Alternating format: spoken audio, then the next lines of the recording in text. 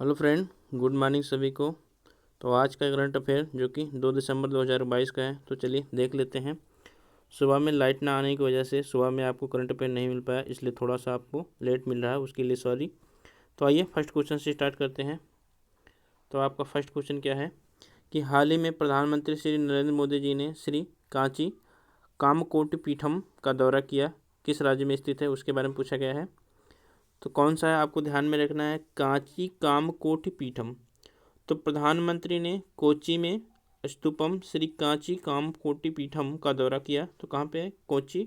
कोच्चि कहाँ पे? आपके केरल में है। तो यह कोच्चि के कालडी गांव स्थित श्री आदिशंकर जन्मभूमि क्षेत्र है, मतलब आदिशंकर जी का जन्मभूमि क्षेत्र है, जो कि आदि शंकराचार्य की पवित्र जन्मस्थली है। तो आपका आंसर क्या होगा? तो कांची कामकोटि पीठम का दौरा किया, तो कहाँ पे है आपके? तो आपके केरल में है, कोच्चि में है। तो इसको आपको ध्यान में रखना है। दूसरा क्वेश्चन है कि बाली में आयोजित, तो कहाँ पे आयोजित हो रही है? तो बाली में। तो बाली में आयोजित G20 शिक्षा मंत्रियों की बैठक में भारत के किस मंत्री ने भाग लिया? ऑप्शन है श्री धर्मेंद्र प्रधान, नरेंद्र सिंह तोमर, पीयूष गोयल, नितिन गडकरी। तो क्या पूछा गया कि बाली में आयोजित कौन सा शिक्षा, तो शिक्षा मंत्री आपके कौन है? तो आंसर हो जाएगा option number A, Shri Dharmendra Pradhan. तो आंसर हो जाएगा option number A, Shri Dharmendra Pradhan ji. तो option number A. Next question आपका है कि भारत में राष्ट्रीय पोषण सप्ताह किस महीने मनाया जाता है? अगस्त, अक्टूबर, सितंबर, नवंबर। तो पोषण सप्ताह किस महीने मनाया जाता है? तो आपके सितंबर में मनाया जाता है। तो आइए देख लेते हैं। तो राष्ट्रीय पोषण सप्ताह भारत में प्रतिवर्ष 1 से 7 सितंबर के बीच मनाया जाता है, ताकि आम जनता के बीच स्वास्थ्य, भोजन प्रथाओं और उचित पोषण के मूल्य के बारे में जागरूकता बढ़ाई जा सके। इस वर्ष राष्ट्रीय पोषण सप्ताह की थीम, तो आपको ध्यान में रखनी है, थीम क्या है? Celebrate a world of flavours. तो आपको थीम याद रखना है राष्ट्रीय पोषण सप्ताह का। नेक्स्ट क्वेश्चन है आपका है कि भारत में जैव विविधता के संरक्षण पर किस देश के साथ हस्ताक्षर किया? तो भारत ने जैव विविधता के संरक्षण पर किस देश के साथ हस्ताक्षर किए? ऑप्शन है नेपाल, भूटान, म्यांमार और बांग्लादेश। तो किसके साथ किया? तो नेपाल के साथ। तो नेपाल जो कि ये आपका नेपाल है, भारत के किस किस राज्य से सीमा साझा करता है? तो ये आपका है उत्तराखंड, ये आपका है कौन सा? उत्तर प्रदेश, ये आपका है बिहार, ये आपका है पश्चिम बंगाल, यहाँ पे आपको सिक्किम मिलेगा। तो 5 राज्यों के साथ नेपाल सीमा साझा करता है। नेपाल की राजधानी काठमांडू है। माउंट एवरेस्ट यहीं पे स्थित है। उसकी ऊंचाई कितनी है आपको कमेंट में कमेंट करना है। नेक्स्ट क्वेश्चन है आपका 5 कि विश्व सीनियर कुश्ती चैंपियनशिप 2022 के लिए भारतीय टीम में शामिल किया गया है, किसको शामिल किया गया है उसके बारे में पूछा गया है। तो भारतीय टीम में किसे शामिल किया गया है? ऑप्शन है रवि कुमार दहिया और साक्षी मलिक, बजरंग पुनिया और विनेश फोगाट, दीपक पुनिया और रवि कुमार दहिया, और योगेश्वर दत्त और विनेश फोगाट। तो किसको शामिल किया गया है? तो आंसर हो जाएगा option number B, Bajrang Punia और विनेश फोगाट को। नेक्स्ट क्वेश्चन आपका, कौन सी फार्मा कंपनी भारत का पहला सर्वाइकल कैंसर वैक्सीन लॉन्च करेगी? तो कौन सी कंपनी करेगी इसके बारे में ऑप्शन है डॉक्टर रेड्डी जी, वैरो रेड्डी, इसके बाद है Zydus life sciences, Serum Institute of India, Glenmark pharma limited. तो कौन सी है? तो आपकी सीरम इंस्टीट्यूट ऑफ इंडिया है, जो कि पुणे में है।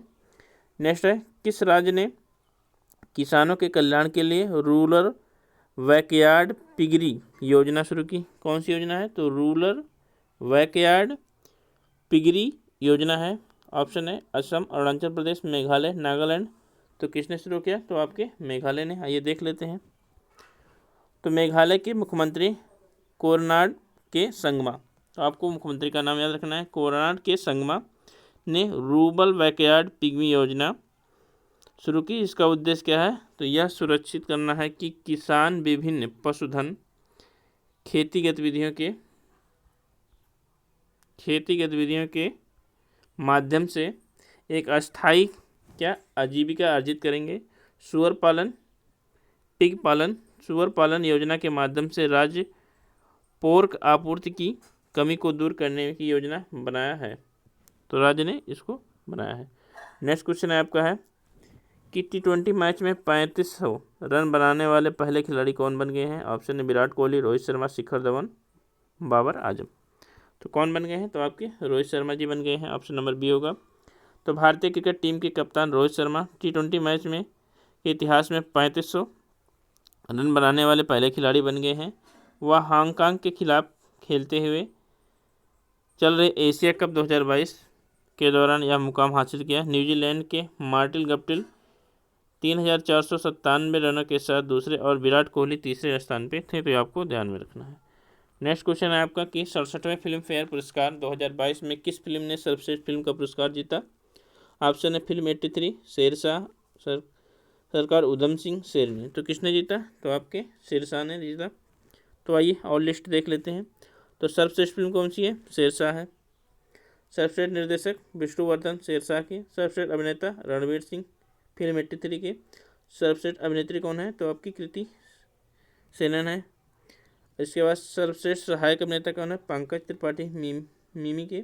और सर्वश्रेष्ठ सहायक अभिनेत्री कौन है, तो साई तमंगकर हैं। नेक्स्ट क्वेश्चन देखते हैं। तो विश्व नारियल दिवस कब मनाया जाता है। ऑप्शन है 1 सितंबर, 2 सितंबर, 3 सितंबर और 4 सितंबर। तो विश्व नारियल दिवस कब मनाया जाता है, तो आपके 2 सितंबर को मनाया जाता है। तो थीम इसकी क्या है, उसको देख लेते हैं।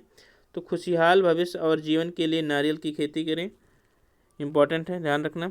नेक्स्ट क्वेश्चन है आपका, भारत किस वर्ष दुनिया का छठा सबसे बड़ा बीमा बाजार बन जाएगा। ऑप्शन है 2030, 2023, 2025, 2032। तो कब बन जाएगा, आंसर हो जाएगा ऑप्शन नंबर डी, 2032 में। आइए स्टैटिक जीके देख लेते हैं हुमायूं के बारे में। तो हुमायूं जो कि बाबर के बाद 1530 ईस्वी में गद्दी पे बैठा, 1540 तक शासन किया। उसके बाद बाहर चला गया, किसकी वजह से, तो आपके शेरशाह सूरी की वजह से। फिर 1555 में आया और 1556 में उसकी मृत्यु हुई। इसके बाद शासन अकबर ने संभाला। तो देख लेते हैं।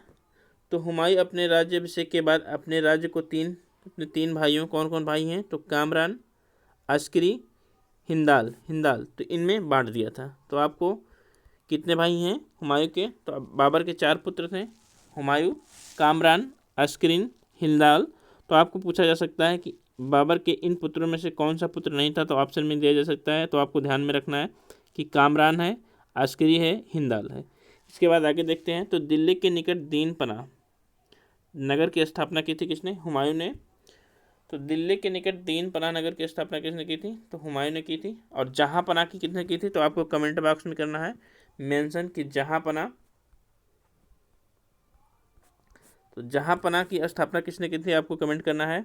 कल ही हमने पढ़ाया था उसको। और शेरशाह सूरी के साथ उनका युद्ध हुआ था, कौन सा, चौसा का युद्ध कब हुआ था, 1539 में। और 1540 में कन्नौज या बिलग्राम का युद्ध हुआ था, जिससे हुमायूं को हार हुई और वो बाहर चला गया, निर्वासित हो गया। तो अपने निर्वासन काल के दौरान हुमायूं आरंभ में अमरकोट के राजा राणा बीरसाल के यहाँ रुका। इसके बाद फिर वो ईरान गया, फिर वहाँ से वापस आया 1555 में। और हुमायूं ने वापस आकर 1556 ईस्वी में शेर मंडल नामक पुस्तकालय की सीढ़ियों से लुढ़क कर उसकी मृत्यु हो गई, किसकी, हुमायूं की। तो अकबर ने हुमायूं का मकबरा, तो हुमायूं का मकबरा कहाँ है, तो दिल्ली में है, ध्यान रखना। किसने बनवाया, अकबर ने बनवाया। और हुमायूं नामा किसने लिखा, तो गुलबदन बेगम ने। ये पॉइंट था आपका हुमायूं के बारे में। तो आपको आशा करते हैं स्टैटिक जीके भी समझ में आ गया होगा। तो चलिए मिलते हैं कल करंट अफेयर के साथ। थैंक यू, धन्यवाद। ये चैनल पे नए हैं तो प्लीज़ चैनल को सब्सक्राइब कर लें।